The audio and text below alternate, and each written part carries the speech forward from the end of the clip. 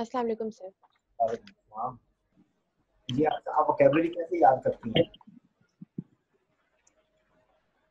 Sir मैंने जी जी बताएं, vocabulary sir कैसे? मुझसे पूछ रहे हैं? हाँ जी, वोकैबुलरी का मेथड क्या है आपका? सर पहले मैं ना यहाँ से OETP की जो पास पेपर्स थे वो वहाँ से याद करी थी। जो आपने भेजी थी ना वो अब मैंने स्टार्ट करनी है आज से। वो मैंने प्रिंट करवाई थी तो आज से स्टार्ट करूंगी। नहीं, मैं ये नहीं पूछ रहा, मैं ये पूछ रहा हूँ कि याद करने का तरीका क्या है, आप याद कैसे करते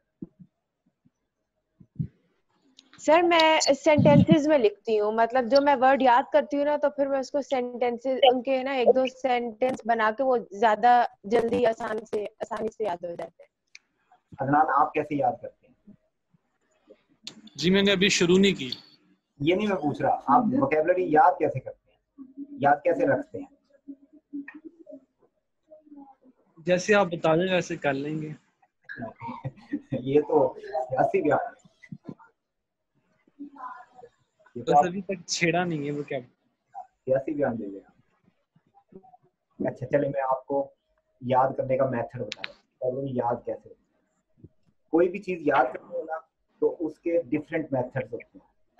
नंबर वन, आप एक चीज पे गौर करें, आप मूवी देखते हैं, मूवी जो है ना 3 घंटे की 2 घंटे की अगर है, आपको वो सारी याद होती है। आप तरतीब के साथ अगर किसी को बताना चाहें ना तो अगले दिन भी बता देते हैं। हत्ता कि आपको बहुत सारे डायलॉग भी याद होते हैं कि उसने उससे क्या कहा था, उसने उससे क्या कहा था, वजह उसकी। उसमें आपके टू सेंसेस काम करती हैं, विजुअल देखने की और सुनने की। जितने चैनल ज्यादा इन्वॉल्व होंगे उतनी जल्दी ज्यादा याद होगी। एक तो चीज ये होती है। अगर आप जो ना वोकैबुलरी को इस मेथड से याद करना चाहें कि आप जो ना विजुअल एड भी उसमें ऐड करना चाहें, तो आप क्या करें कि जो भी वर्ड आ रहा है, मिसाल के तौर पर एक लफ्ज है प्राइड। हाँ जी, हम ना इसके मीनिंग क्या होते हैं प्राइड के? सर प्राउडनेस में आता है। जी देखिए, एक मीनिंग ये हो गए। जी अलीना, आपके ख्याल में क्या होता है इसका मतलब प्राइड का? सर प्राइड मतलब गरूर होना, चलें वो फखर होना। अगर प्राउड में आ गए जी, किसी को इससे एतराज, इससे प्राउड से? जी अदनान क्या हाँ ख्याल? सर ये इसका मतलब है, सब ठीक है। कि इसका मतलब गरूर होता है, ठीक है। लेकिन इसके डिक्शनरी में अगर आप देखेंगे ना, चले आज आपकी क्लास पूरी हो गई है, सलमान भी आ गया। अगर आप इसको डिक्शनरी में देखेंगे ना तो डिक्शनरी में इसके 14 मीनिंग्स हैं प्राइड के, सिर्फ एक लफ्ज के। अब होता ही है कि हमारे काम के इसमें से कोई एक होता है और वो हमने यूज करना है, लेकिन मैं इसकी जनरल मीनिंग बताता हूँ। आप सही कह रहे हैं, लेकिन कभी भी आप देखिएगा आपको लिखा हुआ मिलेगा pride of lines, pride of lines. अब इसका क्या मतलब है? प्राइड ऑफ लाइन्स का क्या मतलब बनेगा? यानी कि आप कहेंगे कि शेर जो है वो गरूर में होते हैं, ये मतलब ले रहे हैं ना? नहीं, एक्चुअली जो है शेरों का जो ग्रुप होता है ना, शेरों का जो ग्रुप होता है उसको प्राइड कहते हैं। प्राइड ऑफ लाइन्स का मतलब है कि जत्था जिसे कहते हैं ना उर्दू के अंदर, कि ग्रुप ऑफ लाइन्स को प्राइड कहते हैं। इसी तरीके से आप लें, जो कभी देहात में देखे ना तो मुर्गे होते हैं, तो वो बड़े अकड़ के और एक पांव उठा के और बड़े अंदाज से चलते हैं, तो प्राइड ऑफ कॉक्स भी होता है। यानी कि ऐसे जानवर जिनका जो जिनमें गरूर का एलिमेंट, बादशाहसी और एक शाहाना अंदाज पाया जाता है ना, तो उसके ग्रुप के लिए प्राइड का इस्तेमाल होता है। मतलब शेरों के अंदर देखेंगे तो एक शेर होगा, उसकी कुछ शेरनियां होंगी, कुछ बच्चे होंगे, वो पूरा एक ग्रुप होगा और वो बड़े शाहाना अंदाज में फिरते हैं क्योंकि जंगल में सारे जानवर उनसे डरते हैं, वो आराम से फिर रहे होते हैं। तो इनका जो ग्रुप होता है ना उसको प्राइड कहते हैं। अब आप देखें कि आपको ये लफ्ज कैसे याद रहेगा। मैंने आपको पूरी एक स्टोरी बताई, तो ये जो चीज होती है ना, ये आपकी सेंसेस ज्यादा इन्वॉल्व कर रही है क्योंकि आप इसे आप विजुअलाइज कर रहे हैं। कि मैंने आपको बताया ना कि वो जो एक शेर होगा, एक शेरनी होगी और उनके बच्चे होंगे और वो ग्रुप की शक्ल में फिर रहे होंगे, सारे जानवर उनसे डर रहे होंगे। तो देखें, एक स्टोरी बिल्ट हुई, आपके माइंड के अंदर वो सारी चीजें आई, अब आपको ये लफ्ज कम भूलेगा, अब नहीं भूलता ये आप कि प्राइड जहां पर आएगा अगर उसके साथ लाइन आ गया तो इसका मतलब है ग्रुप की बात हो रही है। तो आप किसी भी वर्ड को याद करना हो ना तो उसकी रट्टा लगाने के साथ साथ जो है ना उसकी स्टोरी बिल्ड करें कि ये क्या लफ्ज बन रहा है। अगर वो उसके साथ आप कोई सेंटेंस अटैच कर लें, सेंटेंस के साथ अपने जहन के अंदर कोई पिक्चर क्लियर कर लें तो वो लफ्ज याद हो जाए, फिर एफर्ट कम होती है। अगर आप प्योर क्रैमिंग करेंगे ना, प्योर क्रैमिंग रट्टा लगाएं, आपको 3 दिन बाद वो भूल चुका होगा, वो याद नहीं रखेगा, इसीलिए आपकी वोकैबुलरी खासी कम होती है। और आपको मैं स्टैंडर्ड बताऊं, पूरी दुनिया का जो स्टैंडर्ड है ना वोकैबुलरी के लिए BS लेवल तक, यानी कि बैचलर तक, अभी तो आप बैचलर पे पहुंचे नहीं है, ये इसमें 800 वर्ड्स की वोकैबुलरी अगर हो ना तो उसे कहा जाता है कि दिस इज नॉर्मल, बिल्कुल नॉर्मल वोकैबुलरी है BS लेवल पर। आपके लेवल पर अगर 600 वर्ड्स भी हों तो ये काफी वोकैबुलरी है, लेकिन इसके अंदर इज एम आर भी शामिल है, ये सारे मिलाकर वर्ड बनाए गए कि 600 वोकैबुलरी, लेकिन पाकिस्तानी बच्चों की वोकैबुलरी 200 वर्ड से ज्यादा नहीं होती। वजह उसकी बताएं सर। 50 वर्ड से ज्यादा नहीं है। हाँ, इससे भी कम होती है, लेकिन मैं आपको बिल्कुल एवरेज बता रहा हूँ कि पूरे पाकिस्तान में अगर लेंगे ना तो कुछ बच्चों की ज्यादा होगी, कुछ की कम, एवरेज में 200 होती है। उसकी रीजन हाँ। उसकी मेन रीजन नोट्स है। आप नोट्स पढ़ते हैं, नोट्स में कौन सी इंग्लिश होती है, वही 4-5 लफ्ज घूम फिर के आते रहते हैं, 2-4 टेक्निकल लफ्ज आ जाते हैं और बाकी वही इज एम आर और वाज वार वही चल रहा होता है सारा कुछ। तो ये जो लोग बुक्स पढ़ते हैं ना उनकी वोकैबुलरी बढ़ती है। इसी तरीके से अगर इंफॉर्मेटिव डॉक्यूमेंट्री या मूवी देख रहे हैं उससे भी वोकैबुलरी बढ़ती है अगर आप समझ के देखें। तो वोकैबुलरी के लिए जो मैंने मेथड बताया ना आपको कि क्रैमिंग जरूर होगी, याद जरूर करने पड़ेंगे लफ्ज, लेकिन आप उसको विजुअलाइज करें, उसकी स्टोरी बिल्ड करें जहन के अंदर। जो लफ्ज आपको लगे ना कि मुझे भूल जाएगा उसकी स्टोरी बिल्ड करें, और जो आपको आते हैं या थोड़ा सा किसी तरीके से आपको पता है कि ये मुझे नहीं भूलेगा, आप उसे सिर्फ याद करें। ठीक है, ये मैंने इसलिए डिस्कशन की है आपसे कि आज जो सेक्शन शुरू हो रहा है ना वो है आपका वोकैबुलरी बेस, और इसमें इस सेक्शन के अंदर ये है आपका एनालॉजीज का सेक्शन। सलमान आपने ये पढ़ी हुई है? जी सर। लेकिन आप दोबारा पढ़ेंगे ताकि आपको वोकैबुलरी फिर रिवाइज हो। जी सर बिल्कुल। सुस्ती नहीं करनी कि मुझे आता है ये, क्योंकि वोकैबुलरी आपको नहीं सर नहीं याद होगा। अच्छा, एनालॉजीज जो है ना ये वोकैबुलरी याद कराने का सबसे अच्छा तरीका है। उसकी रीजन इसमें खुद ब खुद स्टोरी बिल्ड होती है कि 2 पेयर ऑफ वर्ड्स हैं, उनका आपस में रिलेशन, फिर दूसरों के साथ रिलेशन, जबकि बाकी जो सेक्शन है ना आपका एक एंटोनिम्स का है, दूसरा सिनोनिम्स का है और सेंटेंस कंप्लीशन का है। ये चारों section analogies, antonyms, synonyms and sentence completion, ये चारों के चारों सेक्शन वोकैबुलरी के सेक्शन। अगर वोकैबुलरी नहीं आती तो ये सेक्शन खत्म है। और वोकैबुलरी के बाद इनमें लॉजिक भी पाई जाती है, लेकिन लॉजिक तक तब पहुंचेंगे जब मीनिंग आते हैं। तो आज से आपका काम जो है ना इंग्लिश का याद करने का भी शुरू हो जाएगा, और आज जो मैं पढ़ाऊंगा आपको वोकैबुलरी पहले मिल चुकी होगी तकरीबन सबको, वो वोकैबुलरी आपने याद की होगी तो आसान हो जाएगा। अदरवाइज आप डिक्शनरी भी यूज कर सकते हैं इनको सॉल्व करते हुए। जब आप कर रहे होंगे ना आप डिक्शनरी अपने पास रखें या फिर ऑनलाइन डिक्शनरी इस्तेमाल करें, लेकिन डिटेल मीनिंग पढ़ें। और उसके बाद पहले दिन जब ये डिस्कशन हो जाएगी तो अगले दिन मेरा राइट बनता है कि मैं आपसे वर्ड मीनिंग पूछ सकूं। तो वो जब वर्ड दोबारा आएगा ना तो उसके मीनिंग आप लोगों ने बताने हैं। तो रोजाना अगर आप करेंगे ना तो 20 to 30 वर्ड डेली आपको याद हो जाएंगे, और 10 दिन में आपकी वोकैबुलरी अप टू डेट हो जाएगी। हर रोज 10 to 20 न्यू वर्ड्स हों तो 10 दिन के अंदर आपकी तकरीबन 400 से ज्यादा वोकैबुलरी हो जाएगी। लेकिन इसके लिए टाइम चाहिए और बोरिंग होने से बचना है। आपको पता है कि इंग्लिश में लोगों के नंबर कम क्यों आते हैं, मैथ में ज्यादा आते हैं। हालांकि मैथ मुश्किल होती है, इंग्लिश आसान होती है, इंग्लिश को समझना भी आसान है, लेकिन इंग्लिश में नंबर कम आते हैं। रीजन उसकी कि स्टूडेंट को, अब मैं तकरीबन मुझे 30 ईयर हो गए पढ़ाते हुए, यही चीजें। तो मैं रोज देखता हूँ कि बच्चों को जब इंग्लिश का काम शुरू करें ना तो वो 2 घंटे बाद जो है ना, बल्कि आधे घंटे बाद ही बोर होना शुरू हो जाते हैं। फिर वो कहते हैं चलो छोड़ो यार, जब टाइम नहीं दिया तो इंग्लिश आएगी कैसे।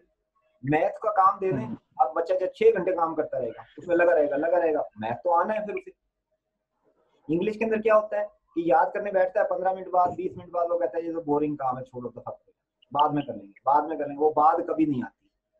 तो इंग्लिश का स्कोर डाउन होता है। इंग्लिश को आप मैथ जितना टाइम दे दें, आप देखेंगे आपको इंग्लिश कैसे नहीं आती। इंग्लिश मैथ से ज्यादा स्कोर देके जाएगी, क्योंकि ये आसान होती है, इसमें नई चीज लर्न करने की जरूरत नहीं, सिवाय वोकैबुलरी के। और ग्रामर का सेक्शन है, ग्रामर में बड़े आराम से आपको करा लूंगा, क्योंकि चंद एक पॉइंट्स हैं जो टेस्ट में आते हैं, वो आपके हो जाएंगे। ठीक है, आज मैंने शुरू करना है अब आपसे एनालॉजीज। देखिए एनालॉजी, जी हम एनालॉजी का क्या मतलब होता है जी? हम फिर कंपैरिजन की शायद उसमें आते हैं जी। अक्सर आपके ख्याल में? सर कंपैरिजन ही है शायद, दो चीजों का। इसका मतलब होता है सिमिलैरिटी। ये दो चीजों के दरमियान अगर सिमिलैरिटी है ना, तो हम कहेंगे कि वो एनालॉजी है, एक जैसी चीजें हैं। अच्छा, आप देखें कि मैं आपको एक वर्ड देता हूँ, स्काई ब्लू। इन पहले तो इसमें देखेंगे इन दोनों वर्ड्स में क्या रिलेशन है जी। अक्सर आप बताएं कि इन दोनों में क्या रिलेशन है? Sir sky is blue. बिल्कुल सही है, स्काई इज ब्लू। हाँ जी, किसी को एतराज? नहीं सर। ठीक है, अब मैं आपको चॉइसेस है जी। अब देखिए, आपने एक सेंटेंस बनाया स्काई इज ब्लू, और आप लेफ्ट टू राइट चले हैं इस रिलेशन को बनाते हो जी। अच्छा, एक और ऑप्शन, स्काई इज ब्लू। आप जो रिलेशन इन मेन वर्ड्स में है स्काई और ब्लू में, इनमें से किस चॉइस के अंदर, दोनों वर्ड्स में, और ऑर्डर नहीं छोड़ना आपने, लेफ्ट टू राइट चलेंगे, क्योंकि आपने लेफ्ट और राइट का रिलेशन दिया होगा कि स्काई इज ब्लू, यहाँ से यूं चले आप। इनमें देखेंगे कौन से में ये रिलेशन है। क्या पेन राइट इससे मैच करता है? नहीं। हाँ जी, ये नहीं करता, इसे क्रॉस करता है। Board is D white, option. Board is white, क्या ख्याल है, ये सही है? जी। नहीं सर, नहीं जी। सर। लेकिन आपने जो फ्लैग भी होता है, लेकिन ठीक है, फ्लैग भी होता है। वो बिल्कुल सही है, लेकिन बोर्ड इज वाइट, ठीक है सर। लेकिन board is white.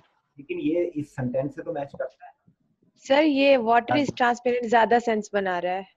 Yes sir. अभी आते हैं, मैंने जो बताना है ना, मैं थोड़ा सा वाटर इज ट्रांसपेरेंट, ये भी इस सेंटेंस में फिट। अर्थ इज प्लैनेट, ये भी इस सेंटेंस में फिट होता है। कैमरा इज टूल, ये भी इसमें फिट होता है। देखिए, ये सेंटेंस जो है ना, ये बहुत इंपॉर्टेंट होता है, इसलिए मैं इसकी तरफ लेके जा रहा हूँ आपको, कि अगर आप जो है ना एक सेंटेंस बनाते हैं जिसे हम कहते हैं टेस्ट सेंटेंस, इसमें आप ये इनिशियल लेवल पे सबसे पहला काम यही होता है कि उनका सेंटेंस बिल्ड करें जिसमें दोनों यूज हो सके। ये टेस्ट सेंटेंस जो है ना अक्सर यूजफुल होता है छोटे लेवल पर, आप फॉरन करेंगे आपको इससे आंसर मिल जाता है। अब पता चला कि हमारे पास मोर देन वन जो है ना इस सेंटेंस में फिट हो, इस सेंटेंस को फौरी तौर पर जो है ना आप डिफाइन करें। अगर एक ही ऑप्शन होता जो इसमें फिट होता तो मैंने फौरन उसको पिक कर लेना। अब आप देखिए कि ये तो 4 आंसर आ रहे हैं, तो हम जो है इसको जरा और रिफाइन करते हैं। हम कहते हैं स्काई इज ऑलवेज ब्लू, क्या ख्याल है? या चले आप ऑलवेज भी ना लगे, आप कहें स्काई इज नेचुरली ब्लू। अब आप मैच करें, board is naturally white, no, board naturally तो कलर का भी होता है, हर कलर का होता है, इसलिए खत्म। Water is naturally transparent, yes. जब आप कोई गड़बड़ ना करें, कोई चीज ना मिलाएं, ये ट्रांसपेरेंट है। जब तक आसमान के ऊपर कोई और कंडीशन ना लगाएं, वो ब्लू रहता है। Earth is planet, earth is naturally planet, ये भी सही है। Camera is naturally tool, naturally का इसमें लफ्ज का इस्तेमाल ही नहीं है, लेकिन इसको अभी हम कंसीडर करें। आप फिर देखें कि 3 फिर बच गए आपके पास, तो इसका मतलब है अभी हमें और रिफाइनमेंट की जरूरत है। तो स्काई, या आप कहें कि blue colour is the characteristic of sky naturally, कि उसकी क्वालिटी है। देखिए, ये ब्लू होना स्काई की क्वालिटी है, तो अब हम इसमें क्वालिटी को लेकर आते हैं, या कुछ और कहते हैं आप कि नेचुरली इंस्टिंक्ट है उसका, वो जो बेसिकली उसके अंदर एक कैरेक्टर है जो होना है उसका। तो वाटर इज ट्रांसपेरेंट, सही है। Earth is naturally planet, no, planet एक और चीज है, ये कैरेक्टर नहीं है इसका। ये ग्रुप है कि प्लेनेट किनको कहते हैं, जो सन के गिर्द रिवॉल्व कर रहे हैं चीजें, वो प्लेनेट है। तो ये अर्थ का कैरेक्टरिस्टिक नहीं है, अर्थ की कोई क्वालिटी नहीं है, ये बिलोंग करती है प्लेनेट से। इसका मतलब है ये खत्म। कैमरा इज टूल, यस, लेकिन क्या टूल इसका करेक्टर है? कैमरा ब्लैक हो सकता है, व्हाइट हो सकता है, राउंड हो सकता है, कैमरा किसी और शेप का हो सकता है, लेकिन टूल होना तो इसको बिलोंगिंग को बताता है कि this belong to this tool, group of tools, इसलिए ये भी खत्म। अब आपके पास सिर्फ ये बचता है और यही इसका आंसर। लेकिन मैंने क्यों आसान बनाया था कि आप फौरन ही पहुंच गए थे इस तक, लेकिन आप गौर करें कि लॉजिकली बात ये होता है कि ये भी गलत हो जाएगा, हो सकता है कि कोई इससे ज्यादा बेहतर आ जाए। हाँ जी बताएं, इसमें कोई कोई एम्बिग्युइटी पैदा हो रही है? हाँ, सबको सर ठीक है। ठीक है जी सर। चलें अब एक और बना जिसके अंदर अब वोकैबुलरी को यूज करा, इसमें ले लेते हैं। चलें ये वाली एग्जांपल, बार। बार क्या होती है? ये एक जगह होती है जहाँ से लिक्विड सप्लाई किए जाते हैं। मिसाल के तौर पे आप किसी एग्जीबिशन में जाते हैं तो वहाँ छोटे छोटे स्टॉल बन जाते हैं, तो स्टॉल में जो है वो वहाँ से अगर आपको खाने पीने की चीजें दे रहे हैं तो हम कह देते हैं कि दिस इज बार, अगर लिक्विड खास तौर पर। तो बार में जो काम करने वाला पर्सन है वो बारमैन है, यानी कि barman is a person who works at, यानी कि ये प्लेस है किसकी? Work place. Bar is the work place of barman. अब मैं ऑप्शन देता हूँ, देखें अब सबसे पहला काम जो जिसके लिए ये क्वेश्चन आया है, इसमें से कौन सी वोकैबुलरी ऐसी है, जो कौन सा वर्ड है जिसके मीनिंग नहीं आते आपको? एक ये और एक ये, बाकी सब मीनिंग आते हैं आपको। तो एनालॉजीज के अंदर भी यही होता है कि अक्सर आपको जो है ना उसमें चंद वर्ड आते हैं, चंद नहीं आते। तो हाउ आप किस तरीके से उस तक पहुंचेंगे? तो सबसे पहले हम देखते हैं कि ये रिलेशन क्या था कि barman works in bar, work place और पर्सन का रिलेशन था। अब कार में क्लीनर होता है, हाँ जी क्या ये सही है? ए ऑप्शन सही है इसकी? नहीं। नहीं, क्यों सही नहीं है? क्योंकि कार में क्लीनर होता ही नहीं है, इसलिए ये तो वैसे ही हो गया। कार में शोफर होता है, जिसको ड्राइवर कहते हैं ना हमारे यहाँ, एक्चुअली उसके लिए टेक्निकल वर्ड होगा शोफर। कार में शोफर होता है जो ड्राइवर होता है। अच्छा इसको अभी हम छोड़ देते हैं क्योंकि हमें इसके मीनिंग नहीं आती। टीचर कॉलेज, क्या ये सही है? नहीं। नहीं सर, क्यों? सर इसका अरेंजमेंट डिफरेंट है। इसका ऑर्डर सही नहीं है, अरेंजमेंट सही नहीं। डी ऑप्शन में हमें इसका नहीं पता ये हैंगर क्या होता है। एयरप्लेन जहाँ पार्क किए जाते हैं ना, hanger is the parking place of airplane. गाड़ी पार्क करें तो उसे पोर्च वगैरह कह देते हैं, पार्किंग कह देते हैं। हैंगर जो है प्लेन के खड़े होने की जगह है, पार्किंग ऑफ प्लेन। ये भी गलत हो गया। अब आपके पास सिर्फ यही बचा, तो फिर अल्टीमेटली जब आप बाकियों को गलत कर चुके तो ये खुद ब खुद सही है, बेशक आपको इसके मीनिंग ना आए, क्योंकि ये तो ये सर ये जो फादर होते हैं वो इसका मीनिंग ये है? नहीं, यहाँ पे फादर होता तब भी सही था, आदरी। फादर होता तब भी ठीक सही है। था, लेकिन सेक्शन जो है ना एक्चुअली वहाँ पे अटेंडेंट के तौर पे काम करता है, ओके। वो काम चर्च में ही करता है। आप टीचर भी कॉलेज में काम करता है लेकिन इसका ऑर्डर गलत है। तो आप देखें कि अगर कोई मीनिंग ना आते हो ना तो आप कोशिश करें कि जल्दी से जल्दी जितने एलिमिनेट होते हैं उन्हें एलिमिनेट करें।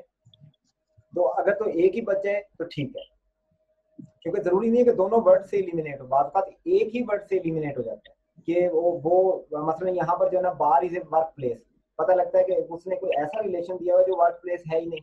जैसे मिसाल के तौर पर आप ले लें होम और मदर ले लेते हैं, क्योंकि मदर बेचारी सबसे ज्यादा काम करती है। अब आप बताएं क्या home is a work place of mother? No, work place नहीं है उसकी, उसके रहने की जगह है। तो अब आप जो कहेंगे कि bar is a work place and home is, इसलिए ये गलत है। ठीक है। तो सर चर्च भी तो नहीं वर्क प्लेस ना सर, चर्च भी तो इबादत की जगह, उनकी वर्शिप।